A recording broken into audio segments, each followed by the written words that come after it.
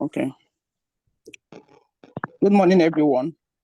So we, the members of Group 2. Good morning, sir. So we, the members of Group 2, we have the crisis intervention model therapy. We are to elaborate on the stages of crisis intervention model. So let me give a brief introduction about the crisis intervention model. As we all know, we live in an era which crisis-inducing events and acute crisis episodes are prevalent, and millions of people are confronted with crisis events, and they don't know how to resolve. And then we have people like social workers who come to their aid, community mental health centers, psychiatric screening units, and all of that. And okay, we said, what is even a model? A model is a series of guideposts that makes it easier to remember alternative methods or techniques, thus facilitating the counseling process.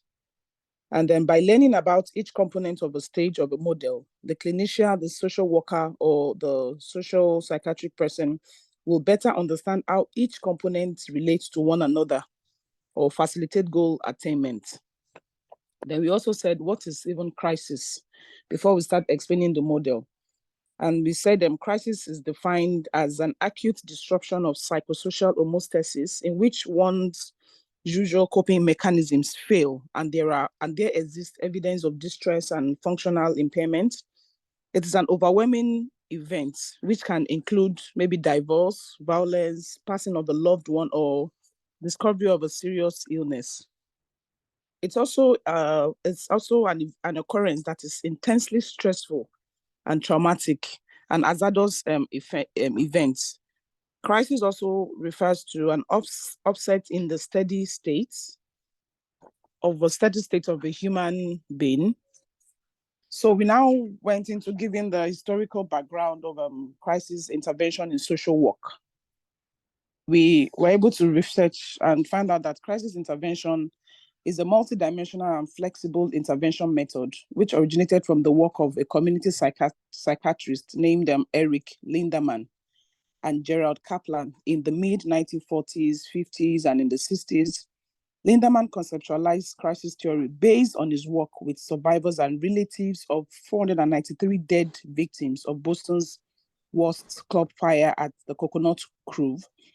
Kaplan expanded Landemann's work, describing and documenting the 4 stages of crisis reaction, which is the initial rise of tension from the emotional hazardous events, increased disruption of daily living due to stuckness, tension rapidly increasing as the individual fails to resolve the crisis through emergency problem-solving methods, and depression or mental collapse. Without wasting our time, I'll go straight to the crisis intervention model therapy. It's a short-term management technique designed to reduce potential permanent damage to an individual affected by a crisis. And we have about 7 stages of this model.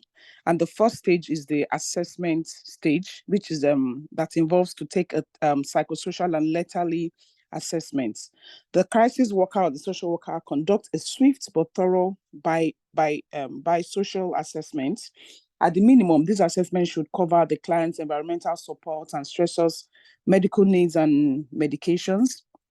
Assessing lethality, first and foremost, involves ascertaining whether the client has actually initiated a suicide attempt, such as ingesting a poison or overdose of medication.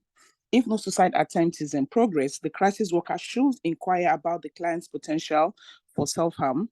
This assessment requires asking a suicidal thought or feeling, maybe when you say you can't take it anymore, or is that an indication you're thinking of hurting yourself, whether the client has actually initiated a suicide attack. So we have the second, this particular stage is just how to assess the client to know what level of pain or crisis they are involved in. That's what the first stage really entails. Then the second stage has to do with planning and establishing reports. Report is facilitated by the presence of the counselor offered conditions such as genuineness, respect, and acceptance of the clients. This is a stage where the traits, behaviors, or the fundamental character strengths of the crisis worker come to fore in order to instill trust and confidence. At this stage, the social worker or the crisis intervention therapist is trying to gain trust with the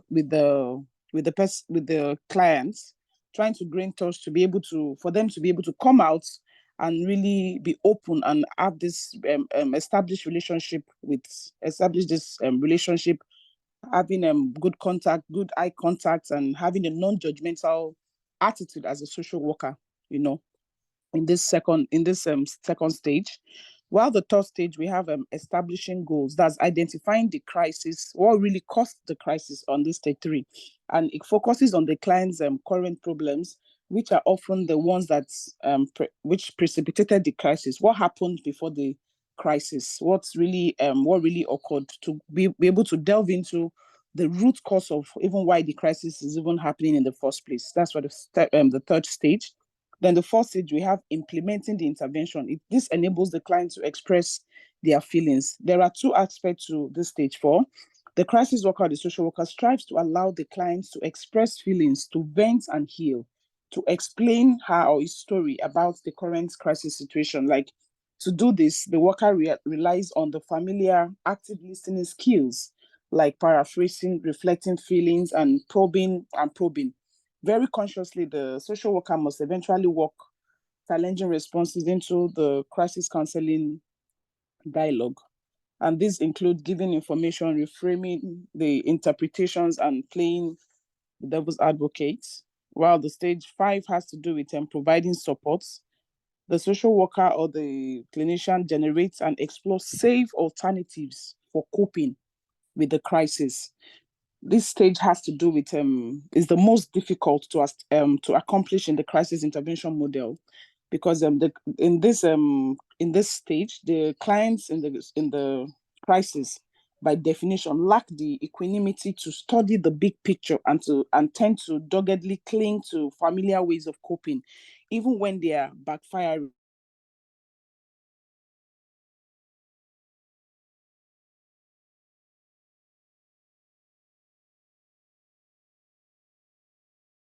Okay. Can everybody still hear me? Yes. Yes, hello? Go ahead. Yeah, we hear together. Okay, sorry, please. So, and then this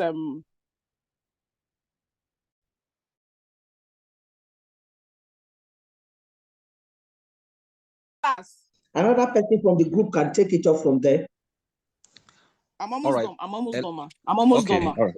Okay. All right. Help for me to stop calling me. Then the stage. I'm still on stage 5. I'm so sorry, please. Then in stage 5, I'm still talking about providing support. So the clinician helps the clients to start bringing out options on the table, options that can help the clients. They come to the table, they both agree on what will work for the both of them, and then the social worker tries to create an alternative that will work for the clients and the both of them. Then which gets to stage 6, which is review and evaluating, creating an action plan. Here is where the strategies become integrated into an empowering treatment plan. After stage 5, where the clinician and the client have been able to sit down to come up to a particular conclusion, in stage 6 is now when they come together and form an integrated plan. Then the action plan involves several elements, such as removing the means, involving parents or significant others in the removal of all lethal means, and safeguarding the environment and protecting the clients. Also negotiating safety time limited agreements, during which the clients will agree to maintain his or her safety. And which takes us to the last stage, which is planning for the future, follow up after the intervention. After this intervention plan of the stage 6 has been established, they now come together and have a follow-up plan, which there's a follow-up contact with the client after the initial intervention to ensure that the crisis on its way is being resolved, and they evaluate the post-crisis status of the client. The post-status evaluation of the client can include physical condition of the client, maybe sleeping, nutrition, hygiene, which is planned with the clinician, cognitive mastery of the precipitating events, so that it does not occur again, and the client having a better understanding of what happened and why it happened, and then an assessment of overall functioning, including social, spiritual, employment, and academic satisfaction, progress with ongoing treatments. We also concluded by saying the contributions of this crisis intervention model to the social work practice. I'll just give us a few. This model helps social workers to assess the individual's risk for harm and provide appropriate interventions to reduce the risk.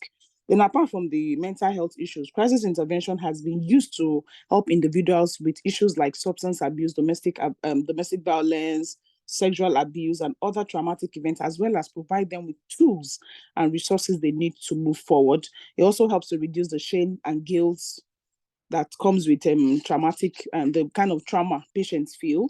The intervention model also helps to improve the overall well-being of individuals.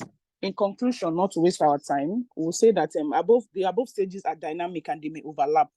In the crisis intervention model, this stages usually has a 7-stage, but sometimes, depending on the crisis that is being experienced, a particular stage might come before one, depending on the unique aspect of each crisis situation. To sum it up, crisis intervention is a valuable technique in the field of social work.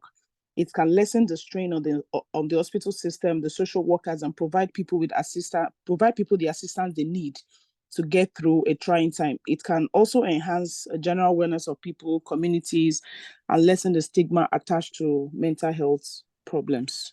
Thank you so much. Thank you too much. You don't become professor. Let's Mommy, I they teach me. Thank you so much. Let's appreciate the group, please. Thank you, ma. Yes, thank you. You're welcome. You're welcome. Thank you very much. Thank you. Thank you. Thank you. Another group, please. Okay, group 1. Our topic is group one. Are you ready for me, or you want to discuss family here? We are ready for you, man. Our topic. Okay. Yeah, let's have it. Our topic is cognitive behavioral therapy, and it will look at our presentation. It's cognitive, not community. Cognitive, yeah, cognitive. Hello. Okay. Yes. So cognitive as a word. Cognitive behavioral therapy. Yeah. We are listening to you. Okay, cognitive as a word is gotten from the sciences, and it has to do with the brain. And it's a person-focused kind of therapy that is evidence-based. It has to do with different models, has to do with looking at the effectiveness and definition of the problem, looking at the cultural diversity of the context of the therapy. First of all, we have to look at the definition of what is CBT, that's cognitive behavioral therapy.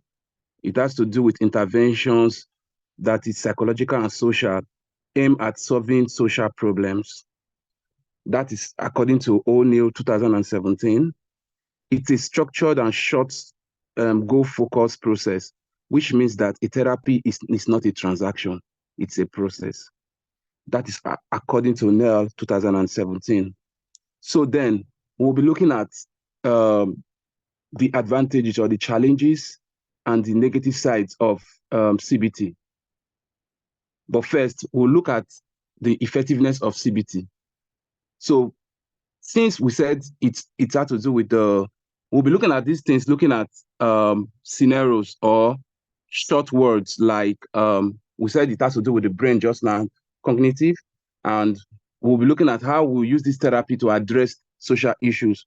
Then, like the sciences, you have just 10 minutes. You have just 10 minutes. Sorry, 10 minutes. Like coordinate yourself. You have just 10 minutes.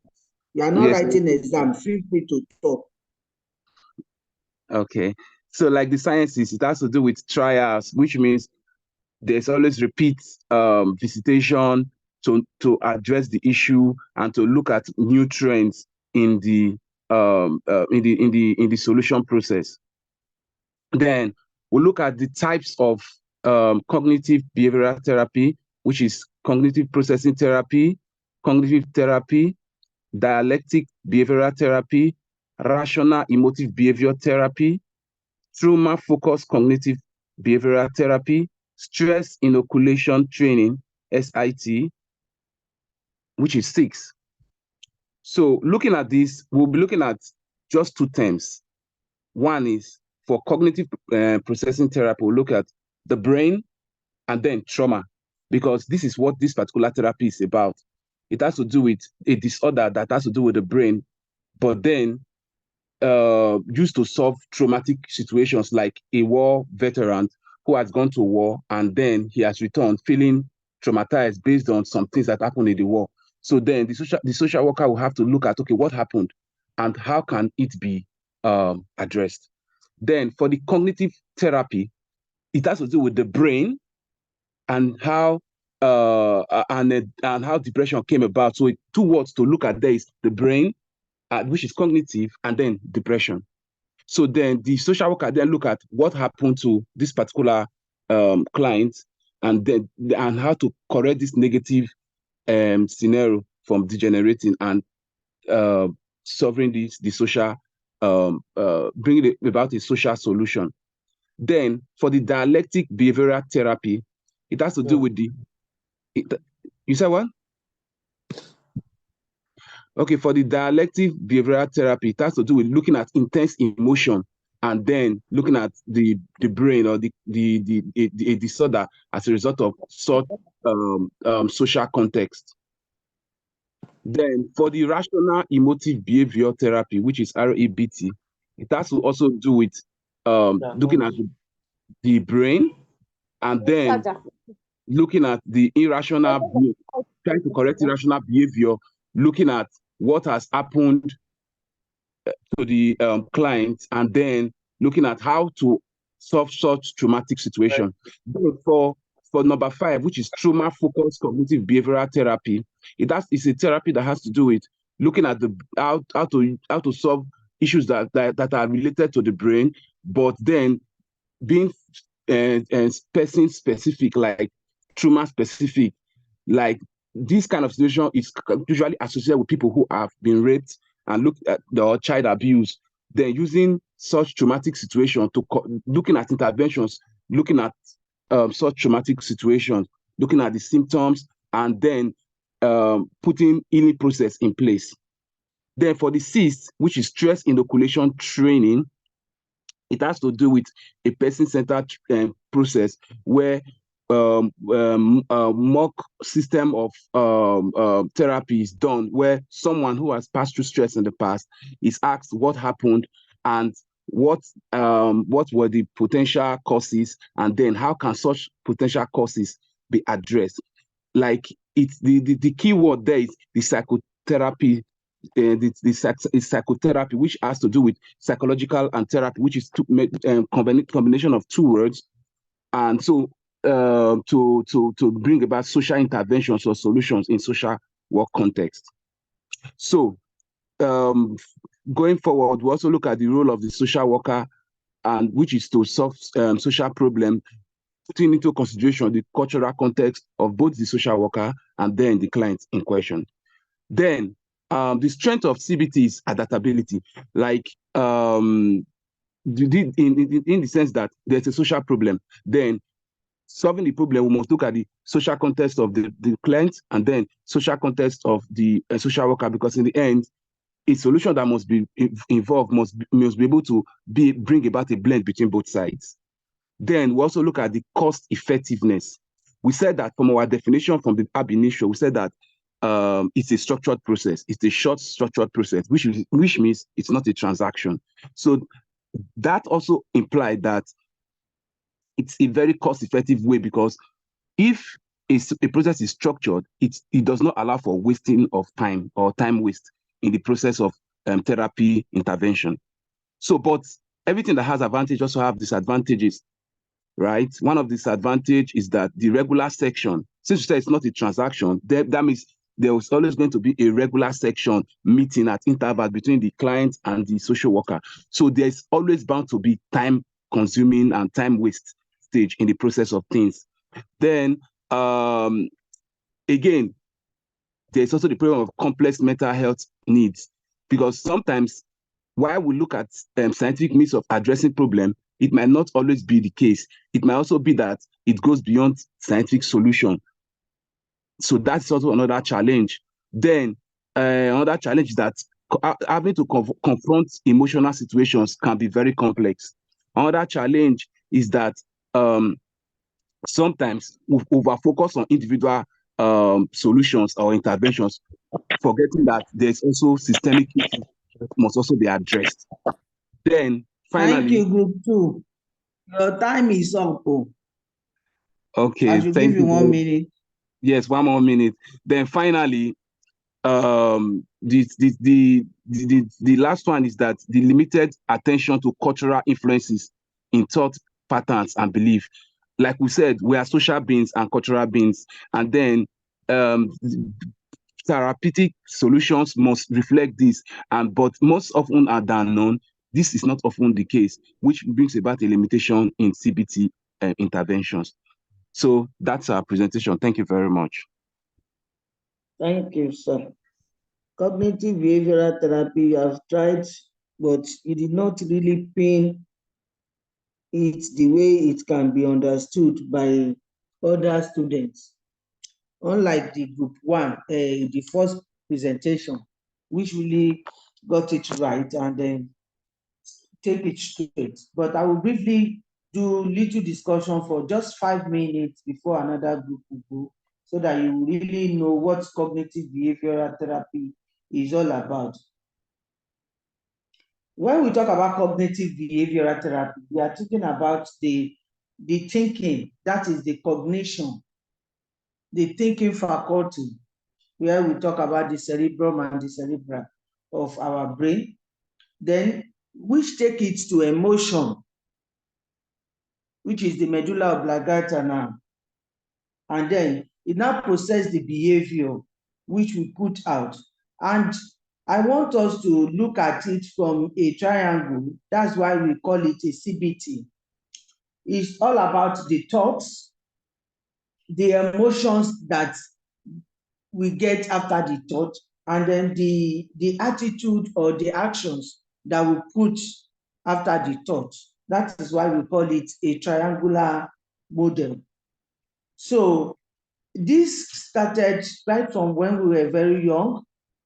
Like we said, when we are going about it, we'll see more about that. It started when we are very young. It's not just when we are old. And it's always very difficult sometimes for some of our clients to change from what they have in them, that is in the brain, because sometimes when they have this negative thought right from when they were born, they always take it far beyond that. So it's very difficult at times for some people to give it out and then take another behavior or emotion from the society. So the thought process, which is the cognitive process, is all about thinking, catastrophes that happens and what they understand around that catastrophe, the mind reading, the emotional reasoning, the labeling, and the personality of such person. So they think about, oh, why is it me that this always happen to? Why me? Yes, I know it's going to be the one at the receiving end. I know that is how it goes. They always have a pre-assumed thought before anything is done. And this make them to put up a defensive attitude or action towards anything that is around them because of the issue of labeling and some other things like that. Then the issue of feelings, which has to do with the emotional responses now.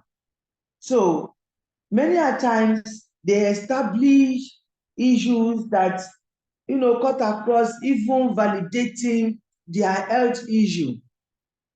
Because by the time they start thinking and having emotional tenses all over them, it weighs them down. It makes them to be very, very aggressive. By the time they are aggressive, it affects some other parts of their functioning being. That is why if you look at the tricycle of the CBT, we always put the brain, the heart, and behavior. So by the time the brain sends the message to the heart, then the heart pump a lot of blood to give you actions which is not acceptable by the society. So we now talk about the behavior, which is the observation or observable actions. So many at times, these behaviors, when it is aggravated or activated, it could be a positive one or a negative one. So sometimes, some of them, they are very lucky. They are in a society where their behavior is seen and no much of negative is read to the behavior. But when they are in a society where those behavior are out of the norms of those society, then there is problem. That is when they are going to be stigmatized, they are going to be labeled, they want to change the behavior, they want to change the attitude, or they want to change a lot of things in them because it has to do with behavior and it is a thing that is set in the mind. So that's what I want all of us to focus on when we talk about cognitive behavioral therapy. Every other thing that is presented by the group is okay, is in line with the CBT techniques. So let us give it to group 2 too. They have really tried by giving us all those that they have researched on. Thank you very much. We appreciate you. Group 3 or 4, we are waiting for you. Good morning, ma. Good morning, ma. This is group 3. Hello? Can anyone hear me? You have the floor, please. Oh, okay, ma. We are hearing you. So, you have the floor. You have just 10 minutes, please. Yes, ma'am. Group 3, our assignment title is the problem-solving model in social practice, stating the different types and when to use it in social practice. Now, we're going to start with understanding what the problem-solving model is in social practice.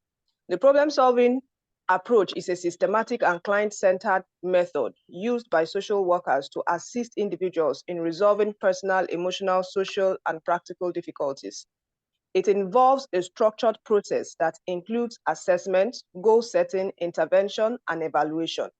This approach is rooted in the principles of person-centered care, where the individual's unique circumstances, strengths, and needs are at the forefront of the intervention. This method was created by Helen Harris Palmer, a social worker.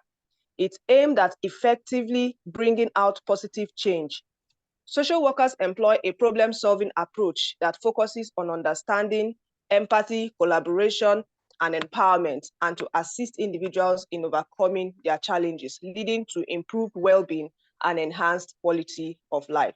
There are different types of problem-solving method, which includes the crisis intervention, the strength-based approach, cognitive behavioral therapy, solution-focused brief therapy, ecological system therapy, community development, trauma-informed care. Now, when are we expected to use problem-solving model in social practice? The problem-solving model is a versatile approach, like we have earlier said. Now, social workers may choose to use this problem-solving model in various situations, including for assessment. Social workers can use the problem-solving model during the assessment phase to systematically identify and analyze the underlying issues and needs of the client.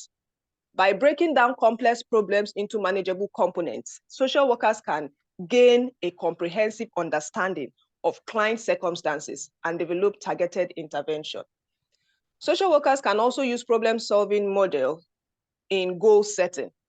The problem-solving model helps social workers and clients collaboratively set clear, achievable goals that address client-identified problems or challenges by identifying specific, measurable, attainable, relevant, and time-based goals. Social workers provide clients with a roadmap for progress and success.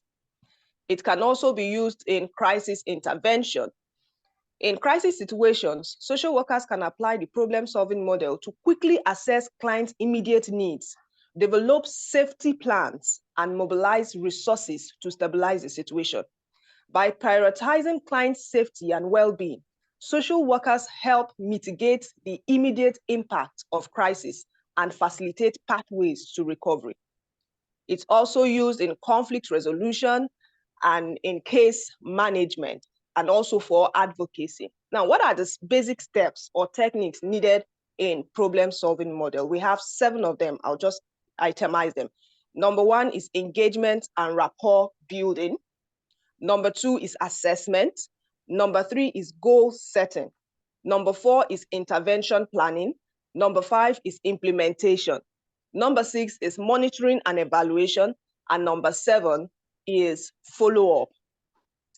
What are the benefits of problem-solving models? Benefits of problem-solving models include, it's in 2 ways for the benefit of problem-solving models. You can have the benefit on the part of the client and also the benefit on the part of the social worker. On the part of the client, we have empowerment. Clients are actively involved in the intervention process, enhancing their sense of control and empowerment over their lives. Number 2, you have holistic solutions. By addressing multiple dimensions of challenges, clients receive comprehensive solution that considers their emotional, social, and practical needs. We have improved well-being. Successful problem solving leads to reduced distress, improved mental health for the client, and overall well-being for the client. It also empowers the client in their skill development in subsequent problem solving as their life improves. And then on the part of the social worker, it benefits the social worker by giving them a fulfilling relationship. Social workers develop meaningful and trusting relationship with clients, contributing to personal and professional fulfillment. Enhanced skill. Social workers refine their communication, assessment, and intervention skills through hands-on experience, and also innovation and flexibility. For all of this, ma'am, we have said, one of the basic ways you can implement problem-solving skills on hands-on problems in life. 1, basically, we can use depression as an example. People who suffer from depression often evade or even attempt to ignore their problems because of their state of mind and symptoms. Problem-solving therapy incorporates techniques that encourage individuals to adopt a positive outlook on issues and motivates the individual to tap into their coping resource and apply healthy problem-solving skill. Through educating the clients, individuals can learn to identify and understand their emotions influence problems. In employing rehearsal exercises, and someone can practice adaptive responses to problematic situations. So once the depressed individual begins to resolve problems, symptoms are reduced and moods are improved. So in conclusion, I'd say that problem-solving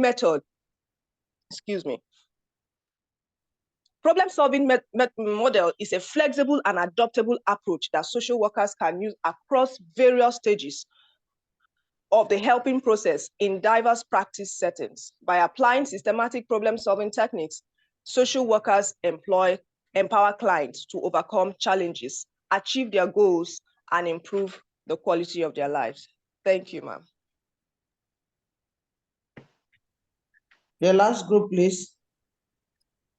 Good morning, Ma. Good morning, class. We are group 4, and our topic is tax center practice model. I was supposed to mention the different types of tax, and how it's applied in social work field. So we're going to be starting by understanding what tax center practice is.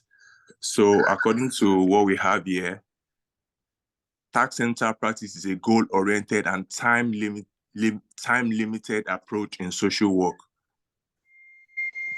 It involves breaking larger issues into manageable tasks.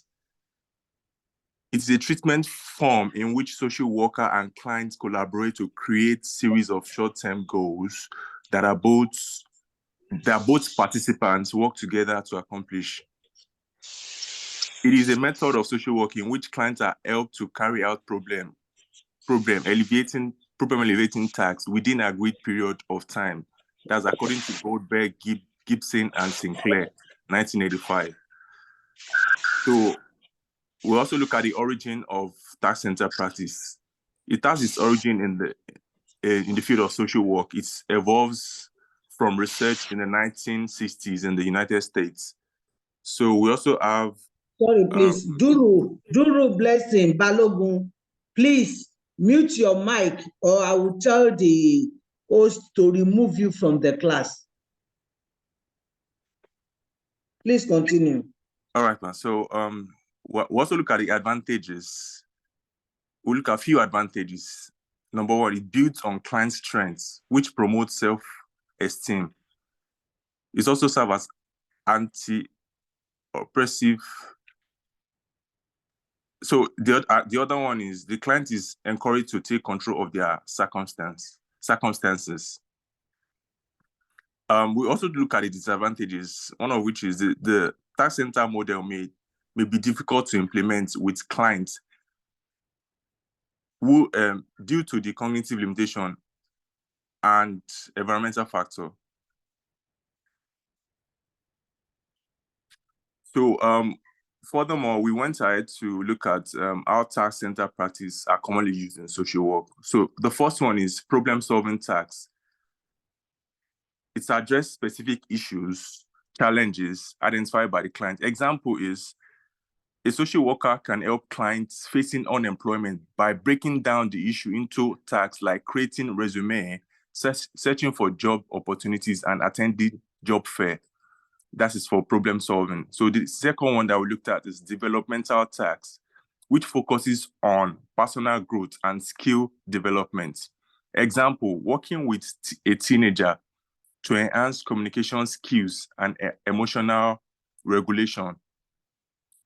Focusing on personal growth to improve relationship with peers and family. So the third one is educational tax, which is providing information or resources to enhance clients' understanding of their situation. For example, a social worker educates a client about available mental health services, that is, signposting them to services that they can access, guiding them through the process of assessing resources and understanding the various treatment options that they have. The last one that we looked at is advocacy tax. Social worker may engage in advocacy on behalf of clients to address systemic barriers and injustices that impact their ability to achieve their goals. This could involve advocating for policy changes, navigating bureaucratic system, or challenging discrimination and inequality. So now we went ahead to look at how tax center practice model is applied in the field of social work. A social worker may begin by utilizing motivational interviewing with a client who is ambivalent about making a change, and then switch to tax center social work towards alleviating and identifying the problem. So according to Doyle, 2002, it stated that tax center practice is based around 4 stages and processes. Phase 1, which is developing a focus on the problem. For example, identifying a family's financial struggle as a priority through a comprehensive assessment. The second stage is reaching agreements, which is reaching an agreement, goals and contracts. So they both collaborate, set the goals, and then establish a budget to address financial challenges. That's an example. So both the social worker and the client both set the goals and then agree on a contract, and then they go ahead with the tax. So the third one is developing goals into manageable tax, assisting the client in creating and sticking to a budget, for example, providing ongoing support and guidance based on the set goals. The last phase, which is ending and reviewing the work, they gradually conclude the intervention. The social worker gradually conclude intervention as the client gains financial stability. We're using financial stability as an example so that everybody can understand. So they both, so the process comes to an end, and then as the clients gain financial stability, so the social worker will review and then gradually bring the tax to an end and review the achievements of the clients. In summary, tax center practice is effective in addressing immediate concerns while fostering clients' empowerment and collaboration throughout the social work process. Thank you.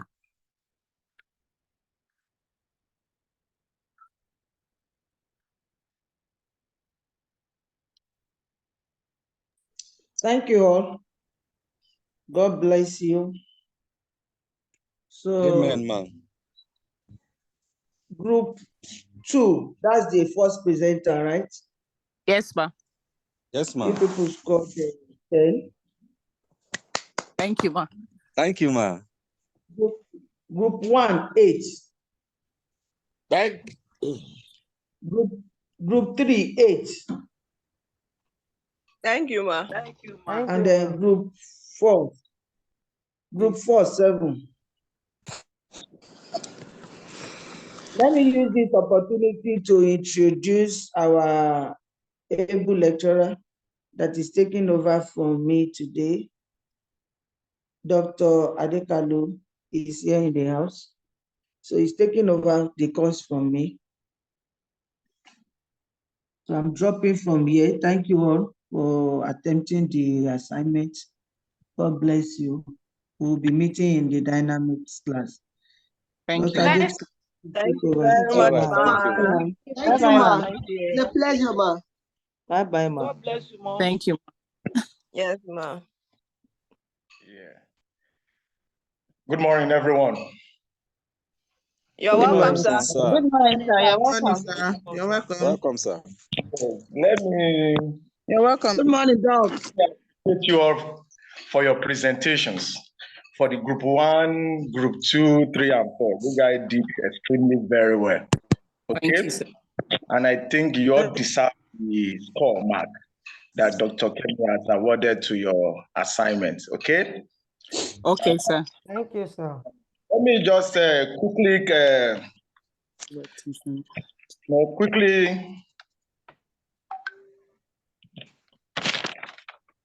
let you know that from your presentations, I can see that you all present something related to modeling use in social work, because we have models of social work practices.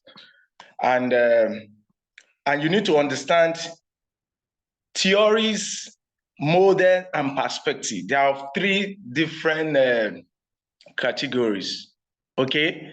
A theory is a set of an idea that claim to explain a phenomenon, okay? So in social work, we use theories oftentimes to address issues, to solve problems, and also to embark on certain framework which we can adopt in terms of interventions. Why, in terms of model, which some of you, like the 4th group, we discussed about tax center practice, and the group 1, we also discuss majorly on the crisis intervention models. In models are certain steps that we adopt. There's always a blueprint on ground that you can also use to address certain situations. And in terms of perspective, these are majorly on your personal experience in terms of worry situations that you can now use to address certain issues that you encounter, as a social work and in the course of your practice. But by and large, let's quickly move into the course curriculum, as I've taken over from Dr. Kemi. Okay, I want to believe that she has introduced what the course is all about to you guys, isn't it? Yes, sir. Yes. Yes, sir. Yes. Yeah, he has given major introductions about the course, and let me just let you know that I will just discuss briefly, introducing the course to you further, and also let you understand what theory is. And of course, in social work, we have what we call type of theory. We have the formal theory and informal theories, okay? And from that perspective, we can also look at major frameworks of social work practices. And of course, we can also look at how social work balance teaching, practice experience in the course of discharging our duties. And of course, there are certain functions of social work theories, okay? And by extension too, there are theories that explain certain issues that we may be confronted with, having engagement with our client as well. And of course, we may need to also discuss something on values of theories for social work.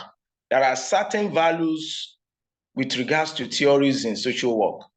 And by extension, what I just explained to you guys earlier on different between theories, model, and perspective, we may also discuss on that. And why should social worker concern about the use of theories? That's also very important. While I split off these areas for you guys to cover, will really help you in terms of your preparation for exam. So it's always good that you are grounded in theories. When you are grounded in what theory is, at what stage are we going to apply theories? If you are not applying theories, should we move into the use of model, or should we use our personal experience in terms of perspective? These areas will also help you to prepare. By the time we start discussing about those theories, in line with the curriculums stated, there are various theories that you have to look into. You have to look into, I don't know, you guys just discussed about congruent behavioral theory, and we are also going to look at psychodynamic theory, social development theory, rational choice theory, social constructive theories, social esteem theories, and social learning theory by Albert Bandura, 1977. So there are many of those theories.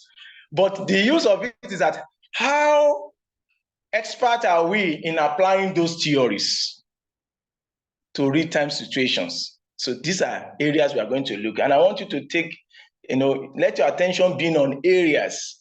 That may not be today. It may be in our, coming class while we'll be, looking at some of those theories and how to apply those theories. At what level, at what stage are we going to apply those theories? And also, we are going to look at need for applying theories to practice.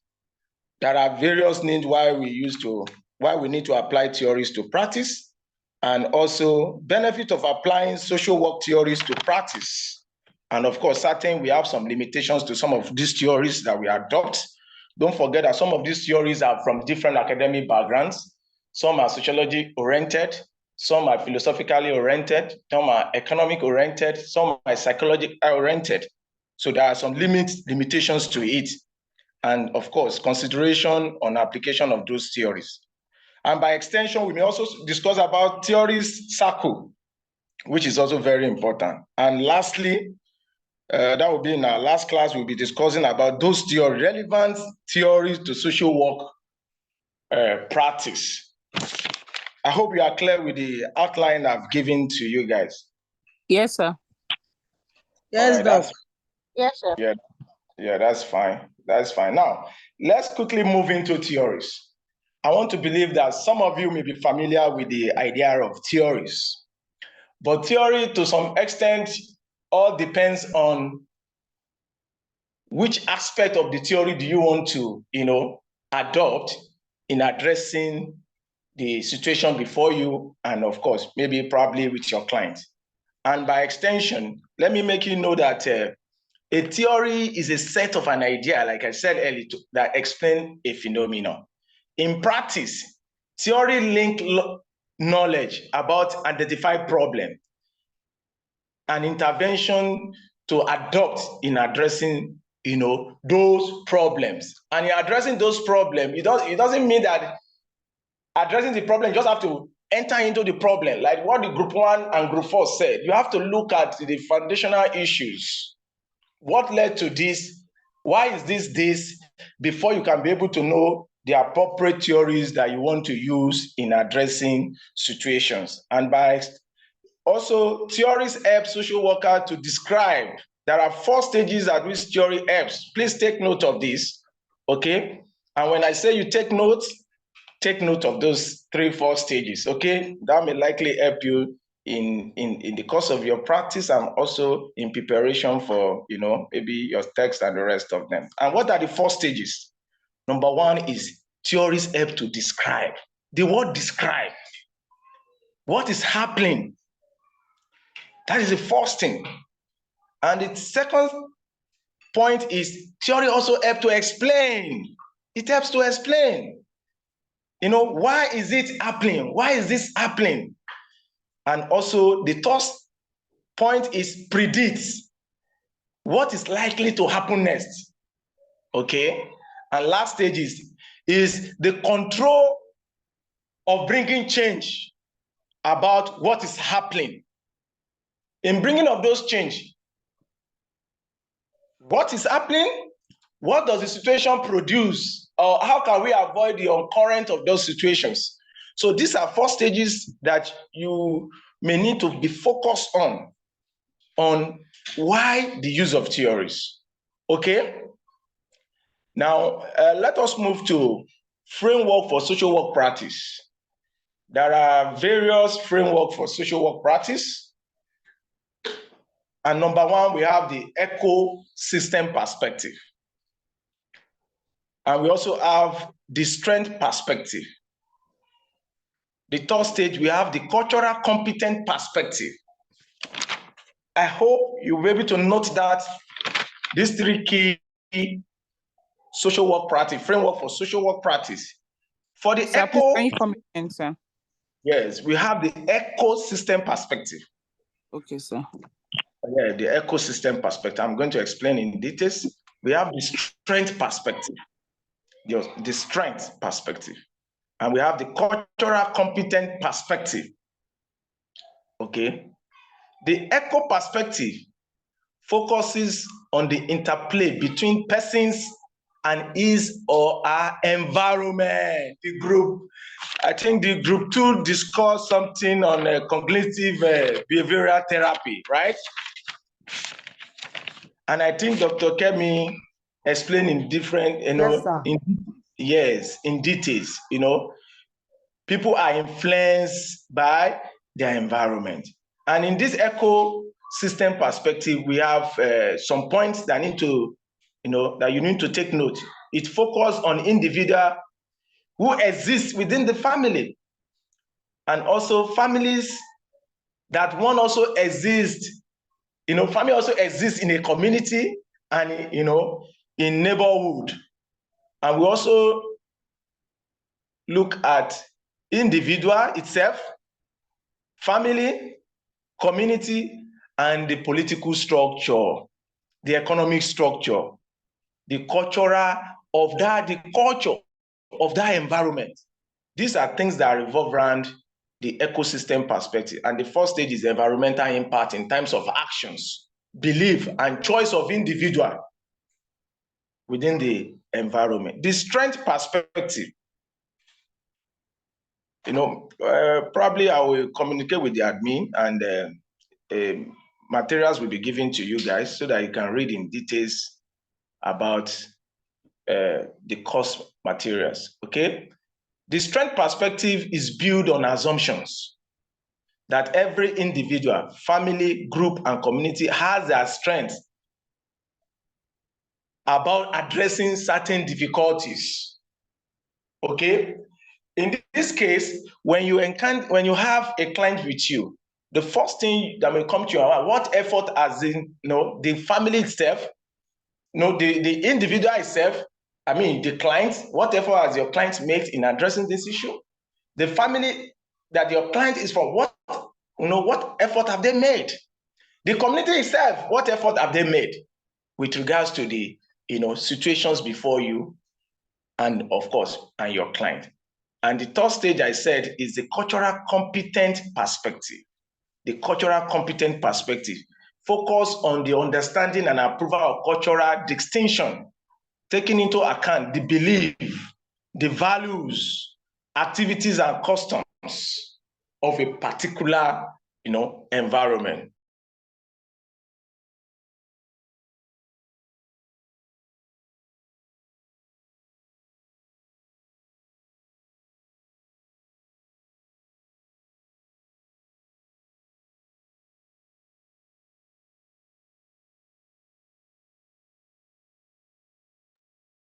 I can't hear you.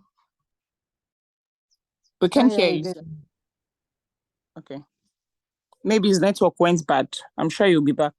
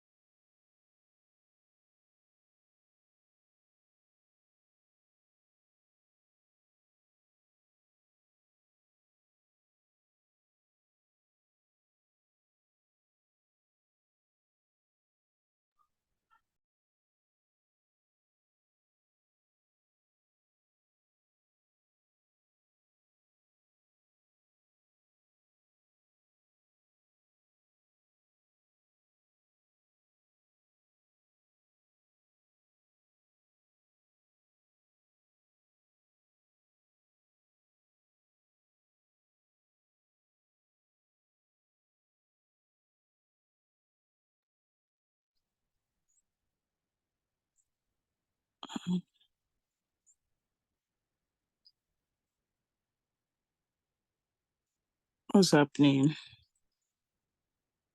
I think he will reconnect. His network went bad. Okay, I have a feeling because he's out of the class. So I'm sure Yes, it's the network. out of the class. He's not in. Okay. Let's wait.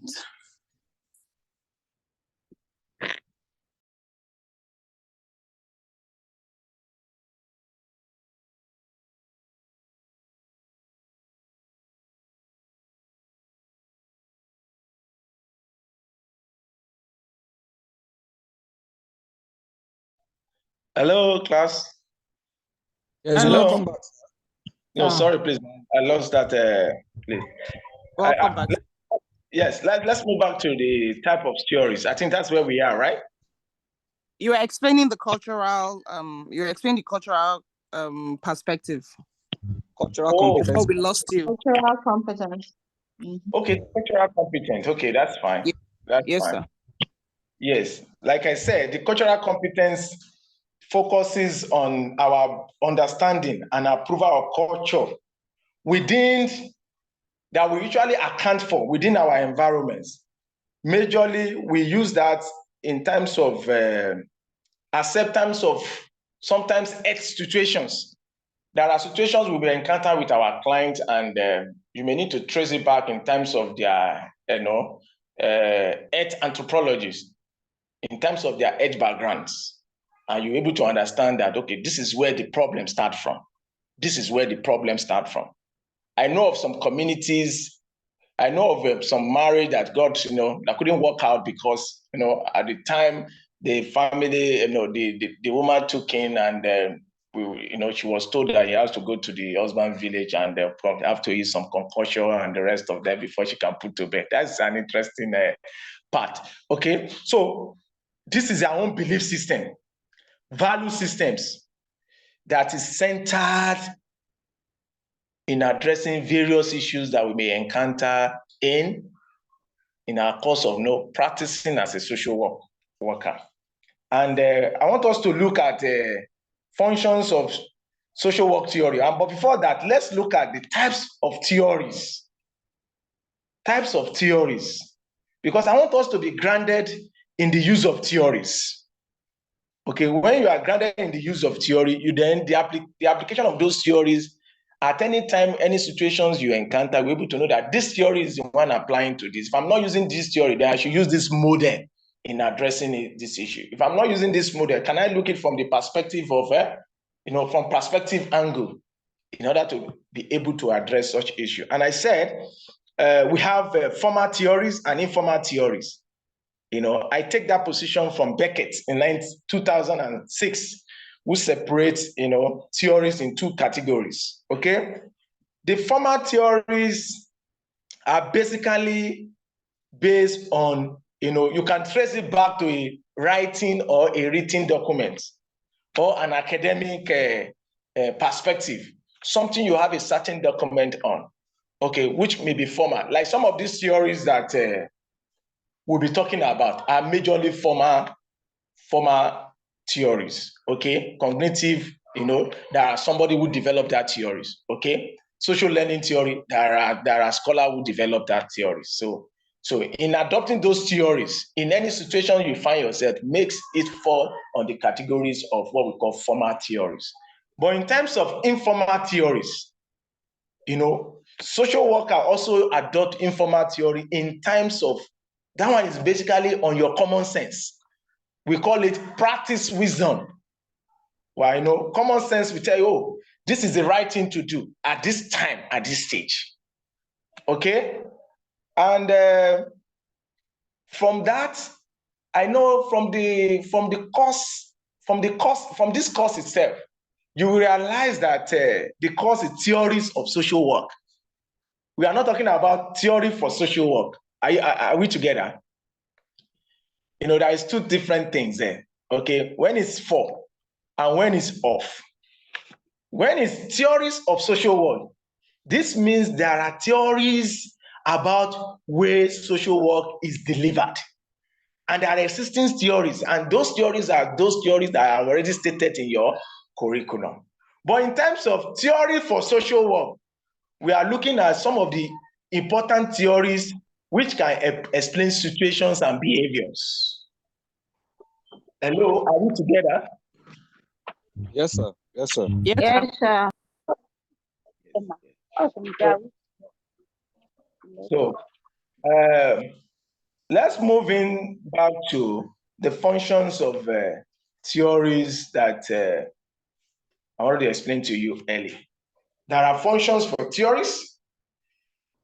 Number one is that theory assists social workers in understanding, explaining, or making sense of situations or behaviors, and provide insights into what might have occurred in the past and what might have occurred in the future.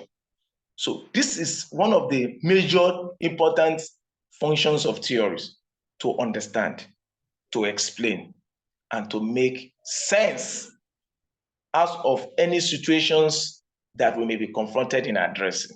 Okay, please take note of this. Number two is that theory also informs social work practice by providing a foundation or a basis from which to understand clients and their situations and what might happen when certain methods or approaches are applied. And of course, I also have here that the third one, Can you come again with that? Come again, sir. Social work practice by providing. So please take the second one again. You said what? I can't hear you. Please take the second function again. Yeah, okay. The second function is theories inform social work practice. Inform social work practice by providing a foundation or basic understanding of clients' issues, or what we can call situations, on what might have happened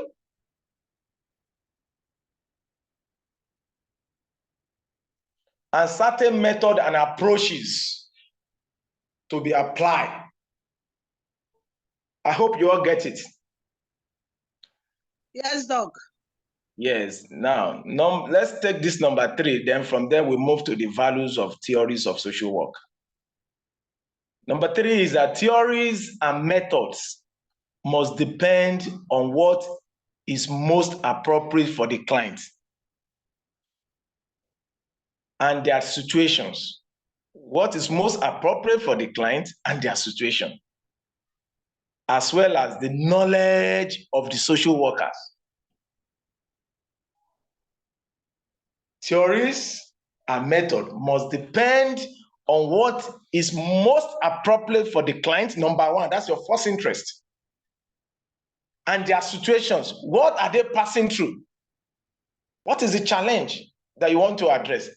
And as well, you yourself, your knowledge on that situation as a social worker.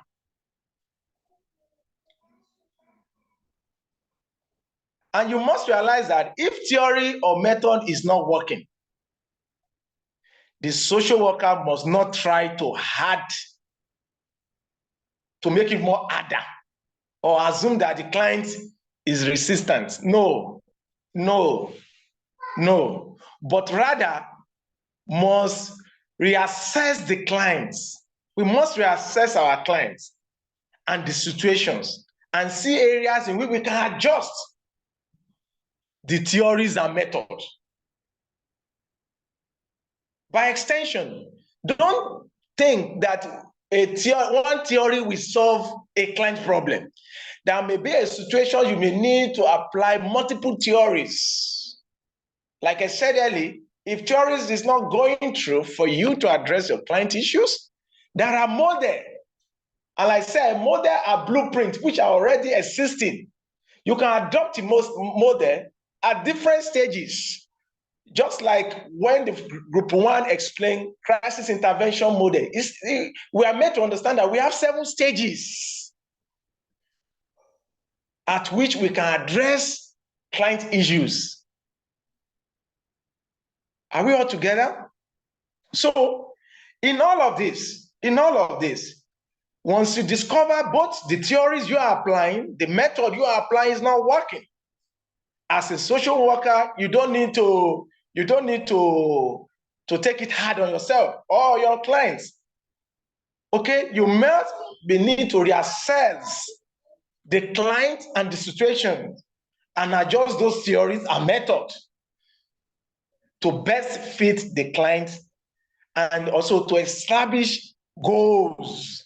What is your goals at the end of the day?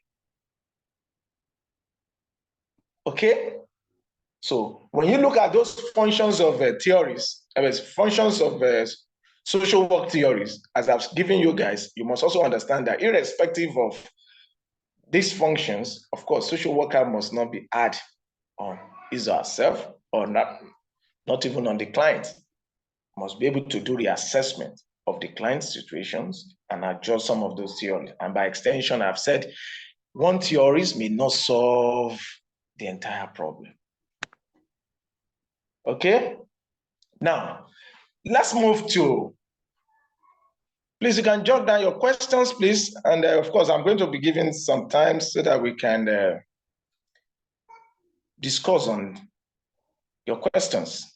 Okay, but we need to give this foundation, this background of what theory is. So at the time you are theorizing on various issues that you may be confronted with, then you'll be able to know that, okay, this is the idea that revolves around this. Okay, values of theories for social work. There are values. There are certain values. Okay, and I stated some of these values because you may need to know it. And by the time you get the materials, you read it, and some of those values may be, may stand as a cross-carpeting areas in which you may be confronted in your exam, most probably, okay? And theory has various values to social work practice. Number 1 is that it offers approaches and perspective to social workers, which can serve as a way to order their mind, okay? It offers approaches and perspective to social workers, which can serve as a way to order their mind. Okay, there are values.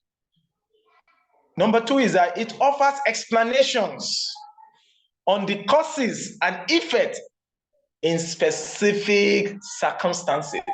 In what? Specific circumstances. These are the value of theory for social work. Number three is that it provides prescriptions to social workers so that they know when to do what. To know when to do what, of course. And I also have there that it offers accountability. You know, theory for social work offer what we call accountability to the public by effectively defining acceptable practice. Acceptable practice. So that intervention can be measured accordingly. Intervention can be measured accordingly. And last year, sir, please, can you come again, sir? Please, can you come again, sir? Yes. Offers it offers accountability to the public. Okay, sir. The theory for social work, it offers accountability to the public by effectively defining acceptable practice. Acceptable practice. In social work, we have our own practice. We have our own practice. Okay? So that intervention can be measured accordingly. Intervention can be measured accordingly. Intervention can be measured accordingly. And lastly, it justifies the use of certain model and practice. These are values of theory for social work. It justifies the use of certain models and practice.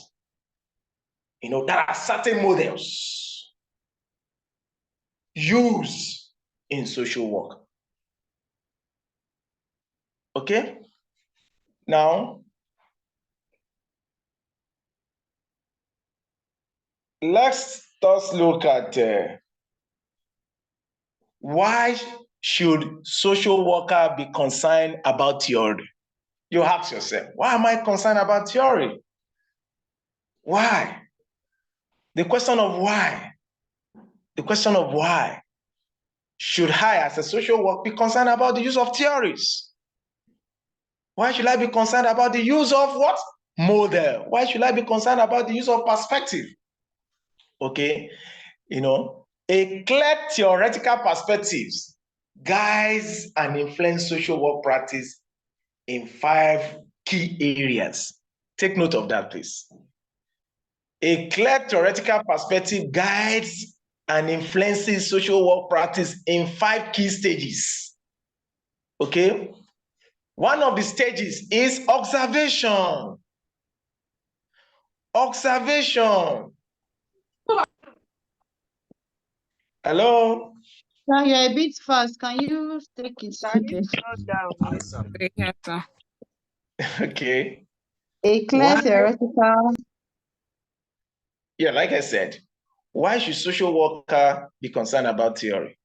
It's because we have what we call, there must be a clear theoretical perspective guiding, that guides and influence social work practice. And the theoretical perspective that guides are of 5 stages.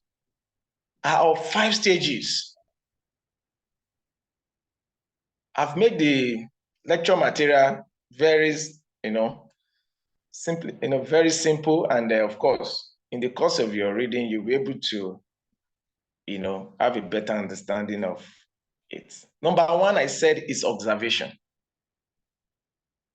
Okay? Observation takes of what to see, what to look out for. These are 2 key things. These are concerns of social workers about theories, observations. Observation will tell us what to see and, of course, what to look out for. And number 2 is description. Description. Are we together, please? Yes, sir. Yes, Yeah, Doc. yeah, it's description. Description. Yes, Doc. Yeah. It provides a conceptual vocabularies, or by extension, we can call it framework, within which observation can be arranged and organized. You can see the link. Okay, descriptions. It provides a conceptual vocabularies and framework within which observations can be arranged and organized. Can be arranged and organized. And then number 3 is explanation. Explanation. Explanation. Okay, explanation. Explanation, it suggests how different observation might be linked and connected.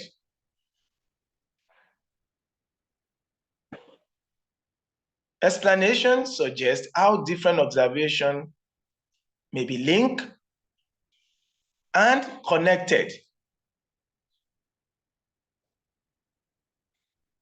Okay? And the 4th stage, the 4th key point is prediction. Prediction. Prediction.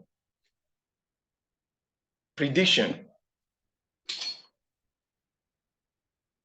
Prediction, it indicates what might happen next. What might happen next? What might happen next? What might happen next? Don't forget, at the beginning of my lecture, I said theories, you can better understand theories from 4 key areas. Number 1, I said describe, explain, predict, and control stages. On why should social workers be concerned about theory? I have said, also repeatedly said here that it's on 5 stages: observation purposes, descriptions purposes, explanation purposes. 4th is prediction.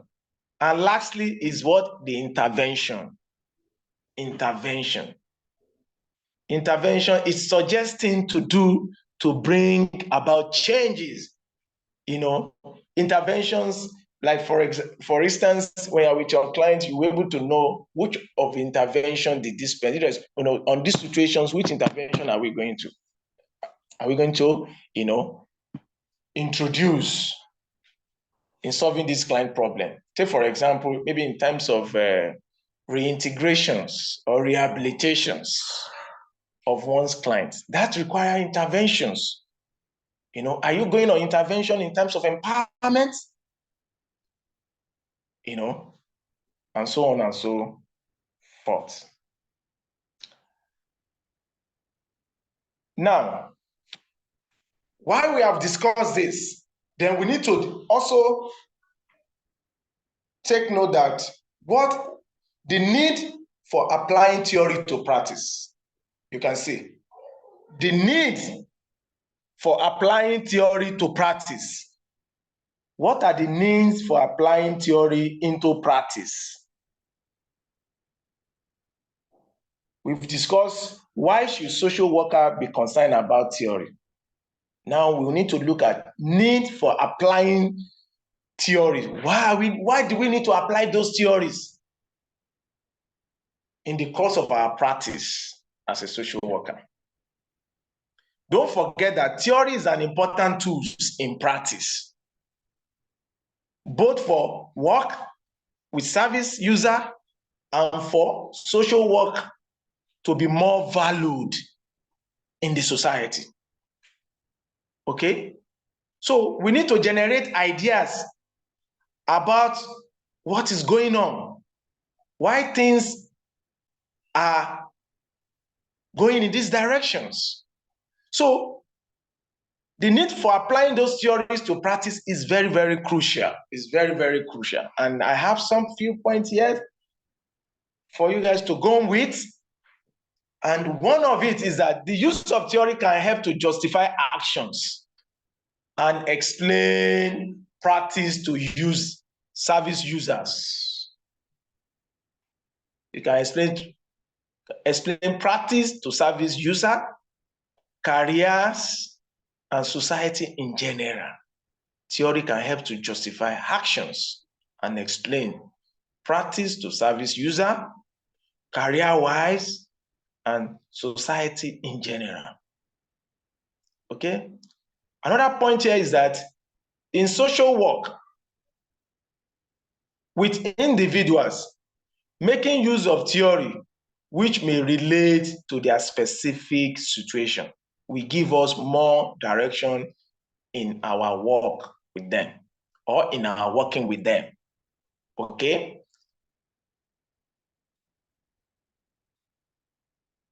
One of the names is that as a social worker, your engagement with your client, okay, the use of theory may help to relate to their specific problem, which will give us more directions on how to work with them. The third point here is using theory can give you a reason about why an actions resulted in a particular consequence. Why actions resulted in a particular, consequence or in a particular situations. Okay, and the fourth point I have here is that the use of theories makes social workers feel more safe and competent in their practice. Okay, it makes you more competent in their practice. It reduces feelings of helplessness and fear of unknown. Fear of unknown. Helplessness and fear of unknown. Okay. And these are some of the points need for applying theory to practice. Okay. And we also have this point here. The use of theory makes social workers feel more safe and competent in their practice. Like I said, it reduces feelings of helplessness and fear of unknown. Okay? You may be confronted with this, your exam, that's fine. Okay? And of course, it should be noted that despite the fact that there are very clear reasons to apply theory to practice, we will still have to have a range of concern about the applications of theories to practice, especially at our practicum level. By the time you go to your fieldwork now, you are doing your practicum now you should be able to know which of these theories is applicable to whatever situations that you are confronted with while you are in your field, when you are running your fieldwork. Okay?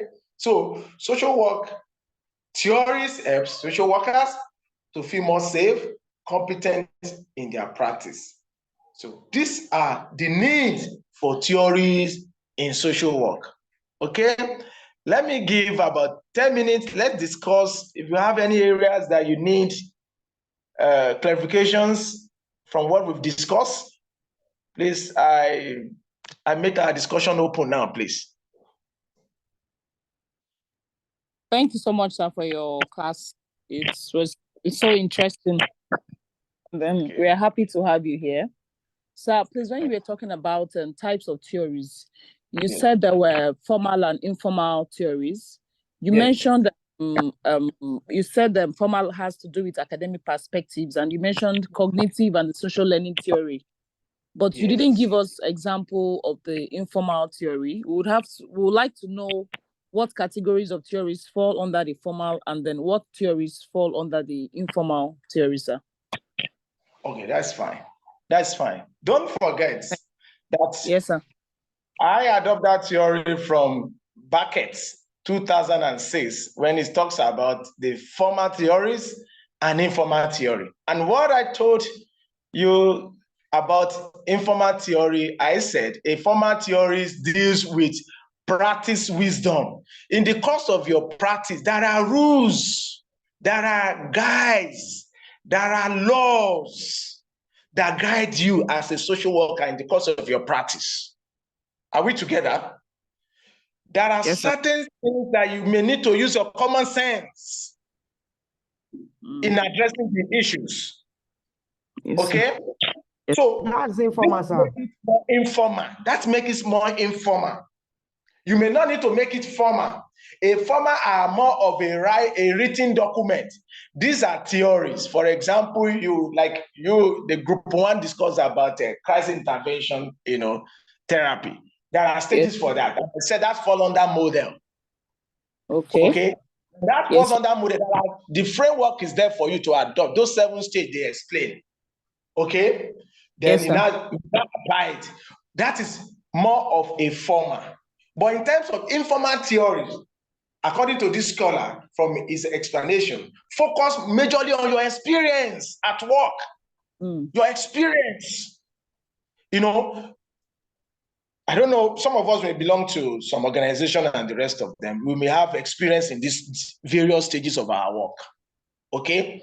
And when you are confronted with certain situations, you can easily use a common sense. This doesn't have anything to do with practice. I have nothing to do with theories. So what makes a formal theory is focusing more majorly on your experience.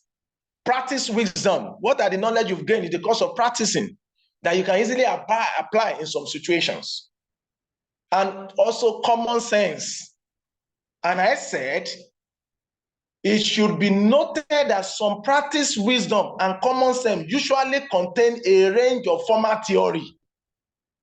Can you get it now? Even though social worker uses their own language to explain this, rather the language of the theories. I think you now have a better understanding of that now. That despite the fact that we want to make use of this common sense, which is fall on the category of informal theory, okay, we are usually contained with a range of formal theories that we can also still use while we are adopting or explaining situations with regards to some of these theories that we want to apply, either in the use of our own language, okay, or by extension, the language of the theories. Okay, if you explain a theory verbatim, from you guys' presentations today, I can see that some of you use your own common sense to explain the use of those theories. It is not on the verbatim. Just like a student that wants to write a project. Is it going to be a majorly on copying and paste? That wouldn't work. Okay? This is the dimension of these theories. And okay, this is what this theory is saying. In this situation, should I apply this theory? Take, for example, a social worker who have a field work in a correctional center. And of course, he or she was privileged to meet with one of the, prisoners. Okay? And of course, maybe the situation that brings the person to correctional center, maybe, for example, let's just take in this dimension, somebody that signed as a guarantor for someone that obtained loan, and something went wrong somewhere, a guarantor, and both the guarantor and the borrower, they find themselves in the prison. And of course, maybe at the cost of their experience over there, some of them run into depression. Okay? How you apply theories in addressing that depression situation, it's different from somebody who is suffering from a violent in marriage. A woman who is suffering violent in marriage and run into depression. And that will give another dimensions in which you will interpret that theories to the person. I think you get it, right? Okay, Duru, blessings, raising up. Yeah, good morning, Doc. Thank you, sir. Yeah. Good, and thank you for making this subject more interesting and very easy to follow. Yes. So my concern now is that I'm thinking as someone trying to measure around community development. I'm just asking, are there specific theories that can be applied to community intervention, or do we also utilize these various theories that we're learning? Because everything you've been saying here is based on individuals. So I'm just a bit concerned about if there are specific theories out there that we can apply to the community, or the individual theories that you're explaining to be adapted use with community as well. That's right. I mean, haste to get to that stage. While we'll be explaining those theories and we'll be applying it. So I have to take note of just your questions with regards to community development. Some of you want to focus on community development, social welfare, and the rest of them. There are various theories that address those areas. Okay, and I have some of those theories there. Some of those theories too are included in your curriculum. They are there in your curriculum. Now the application of those theories is what? So just take it calm with yourself. When we get there, we'll cross the bridge, okay? When we try the community development, I'm an expert in that area, okay? Yes. So my PhD research is on community engagement, okay, among professors. So I know what it takes, dimensions to some of those theories that you may need in terms of interventions in community, services. So just be calm with yourself, okay? And I'm seeing Akinwale Samuel. Yes, sir. Good morning, sir. How are you? I'm good, sir. Thanks so much for the lecture we celebrating, sir. My question is that in the course of the lecture, you're using theories, model, perspective, interchangeably to explain the subject of discourse.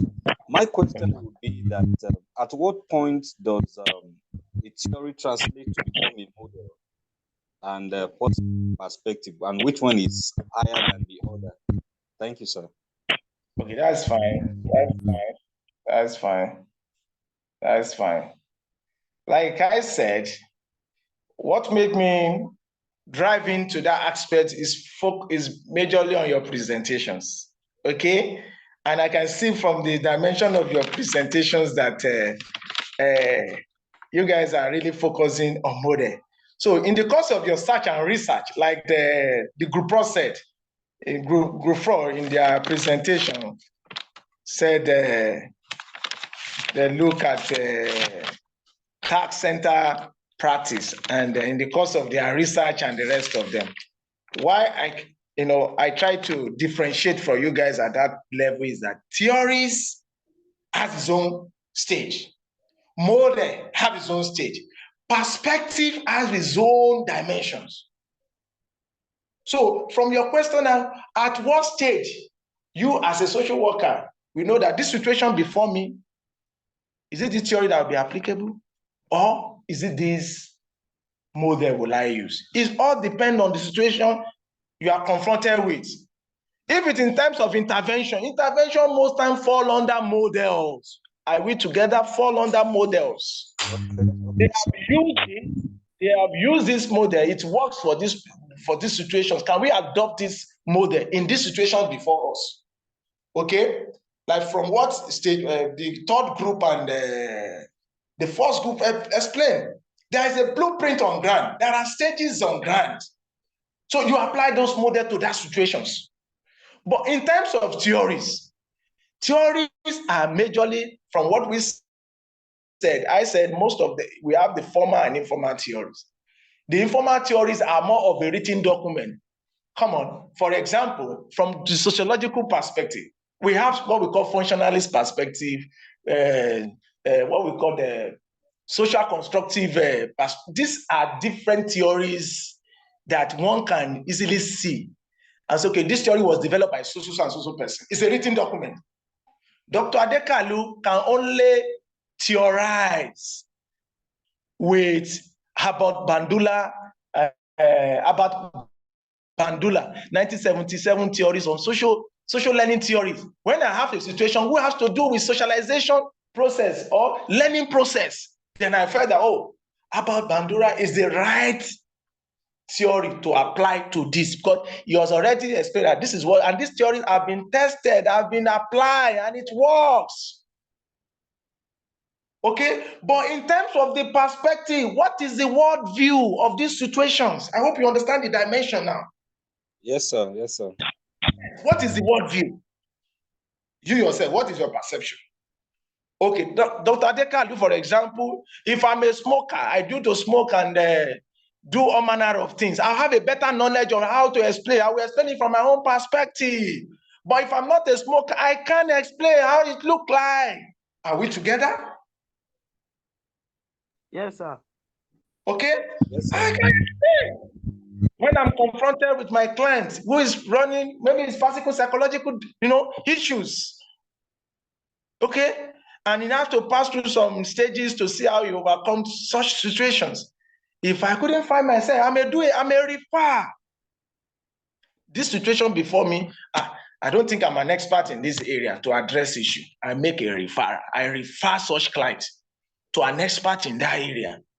Okay? Don't worry, in the course of our class, you'll get more understanding of this. So be able to understand now that theory, like I said, theory is a set of an idea that claim to explain a phenomenon. Okay? That claim to what? Explain a phenomenon. So there are theories already existing that will explain this situation for you. Why model is already a template that you can use in terms of intervention or any other thing. Okay, and in terms of perspective, it must be on the real life and world situations. Okay, so these are the things. Okay, so let me just take a position for Pei, 1996, who argued that social work theory succeeds best when it contains all three elements of perspective, theory, and model. Can you see now?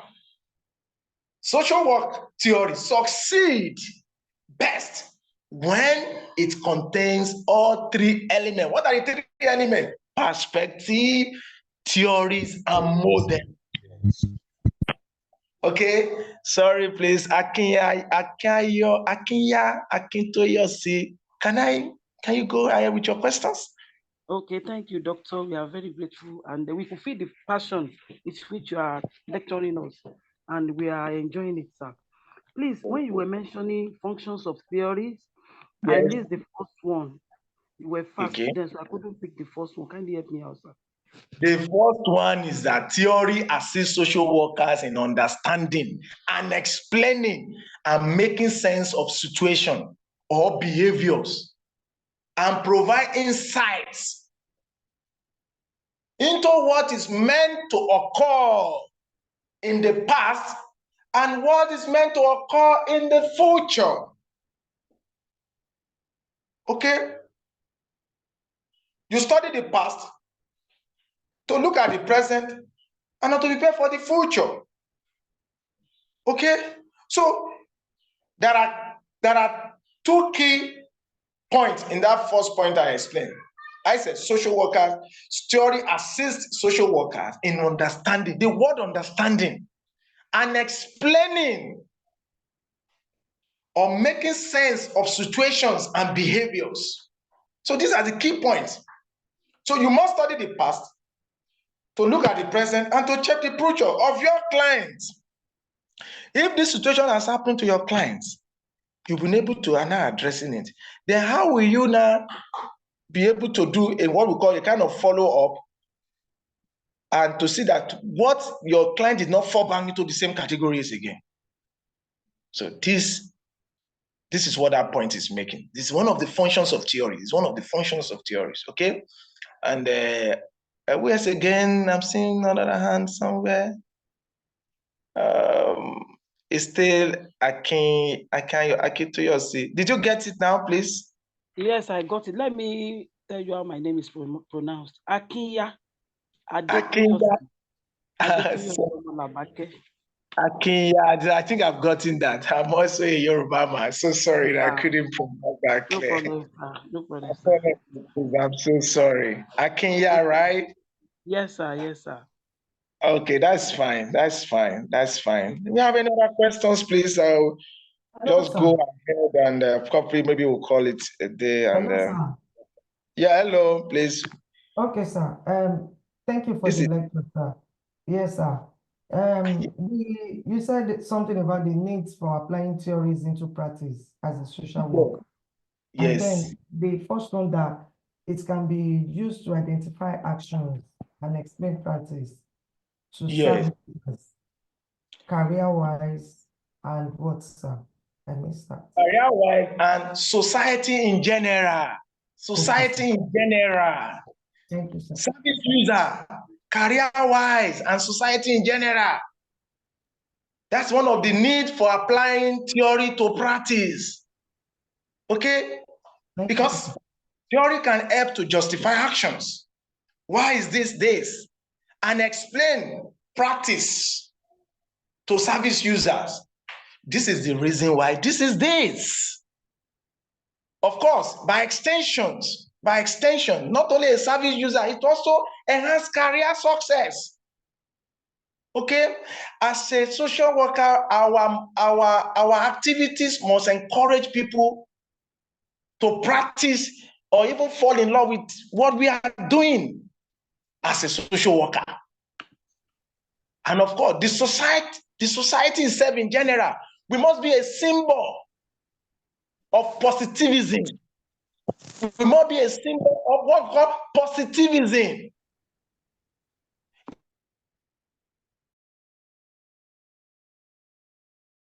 In unwanted situations, let me just put it that way. In unwanted situations, we must not engage ourselves in something that will discourage the society itself. We must be a template of what society look at. And I take a position from Tascom Passing, a great sociologist. And of course, this scholar, Tascom Passing, when he talks about looking glass self, Charles Otonkuli, that is the scholar, Charles Otonkuli. He talks about looking glass self. That is his theory. And the theory is, when you see a mechanic in Nigeria, nobody will tell you this is a mechanic. The way you will dress, looking glass self, the way you look at yourself in a glass, that is how the society acknowledge you. That's how people see you in the society at large. Okay? When we dress up in our home and we look at glass, you look how good you are, and you go outside. So that's how people society will describe you. Is this man responsible or not? If not responsible, then we don't know. When I see a nurse, walking around the corridor of a general hospital, I know that this is a nurse. This is a nurse. This is a nurse. And when I see a doctor, I know that this is a doctor. And I should be able to know that Charles Otonkuli theory of looking glass self can explain this in details. Are we all together? Yes, sir. Yes, sir. You said looking glass help, Abi? Yeah, just Google that, please. Charles Otonkuli. Okay, Charles Otonkuli. Yeah, it talks about looking glass self. So go to your party, and you as a social worker, let me digress a bit. As a social worker, your dress matters. Your dressing matters. This is a social worker. Okay, this is a social worker. You must be identified with that profession. You must be identified with that profession. You must be identified with that profession. For example, a social worker who wants to address issue of marriage, maybe violence in marriage, somebody who just got married in less than 6 months, and the marriage is no more, and you were consulted as a social worker, in addressing that issue. And of course, in your office, you now put your picture, your wedding picture, with a brief frame. Please, why are you going to tell such clients? Because it's like maybe you are adding to the problem of the clients. So our setting and sitting arrangements in our office as a social workers, we have our own rules, we have our own formats. Okay? We have our own rules, our own format. Our classroom setting, our office setting, our sitting arrangement, it has its own rules.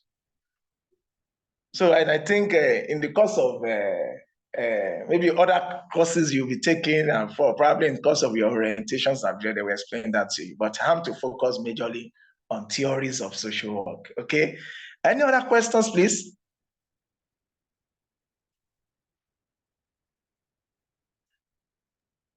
Hello. Hello, Doc. Hi, Good sir. morning, Doc. Yeah, good morning. Good morning.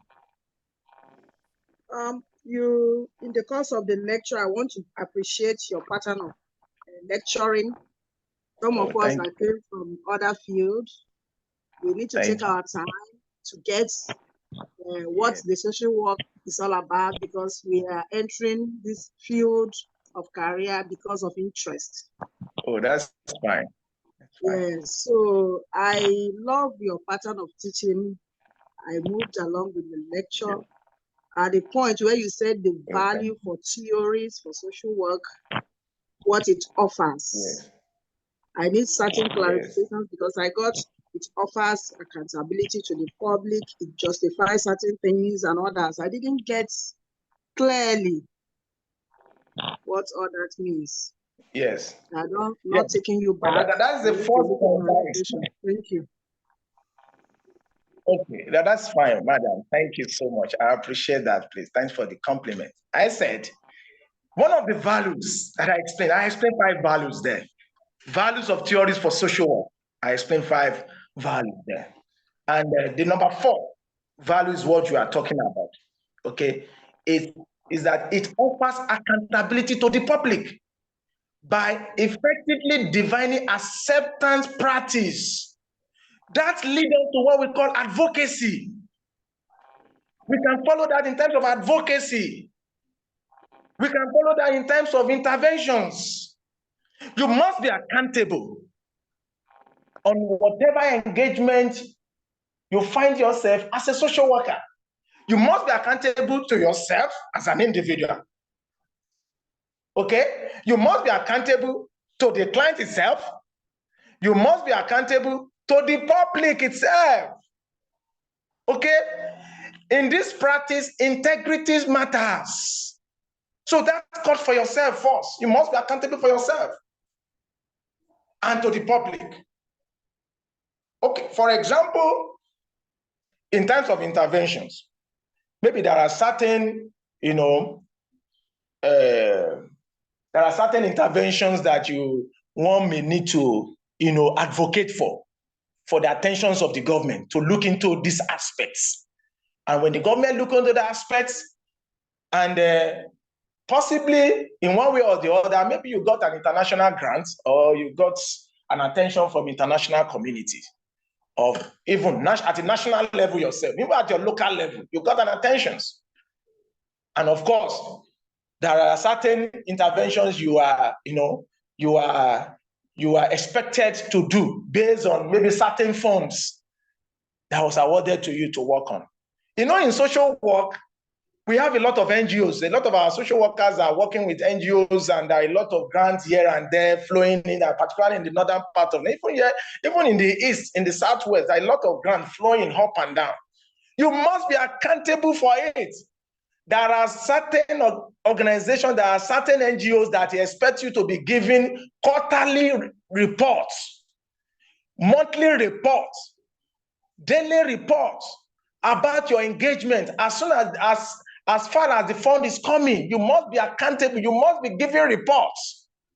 It must not be a caricature arrangement. A social worker must be guided. My integrity is involved in this.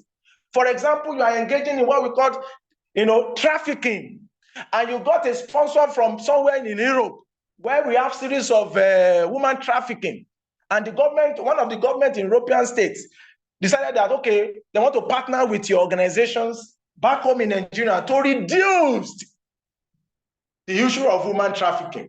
And you got some clients, and you need to form up your team. You must be accountable as a social worker. You must not be a disgrace to the profession. You must not be a disgrace to the profession. You must work, and also defining your acceptable practice. There must be a rules that will guide you in whatever any measure or intervention you want to embark on. So the value for theory for social work is very, very important. And lastly, from that point, I explained that you must have what we call, you must justify the use of certain model and practice. You must justify the use of certain model and practice. Why am I adopting this practice? Why am I adopting this model in these situations? And I also said that sometimes some theories and model that you will want to apply, they may be multifaceted. They may come from multi-dimensional angle that you may need to. One theories or one model may not be applicable, that you may need to, do what we call interplay, interrelated of those theories into practice. So that's why I said, we need to know what theory is all about. Prepare your mind about what theory is.